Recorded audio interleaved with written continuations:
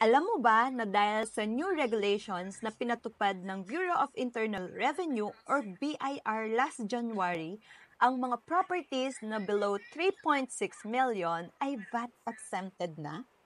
Paano nga ba ito makakatulong sa atin at ano nga ba yung magandang maidudulot nito sa atin na nag-iisip na mag-start or bumili ng properties? Dati kasi, ang price threshold sa mga residential properties dito sa Pilipinas ay 3.2 million lang or 3,199,200 to be exact.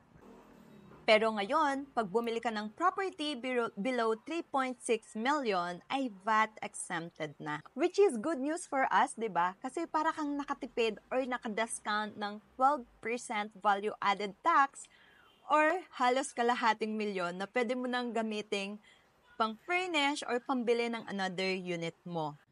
Kaya kung nag-iisip kang kumuha ng properties or mag-start ng rental business mo here in the Philippines like Airbnb, now is the best time for you to start. Kasi pag pinatagal mo pa, tumaas na ulit yung mga prices ng mga units or nung target project mo. And if you want to learn more about the value-added tax or about the properties na kung dati vatable, ngayon ay non-VAT na, feel free lang to send me a message or to call me.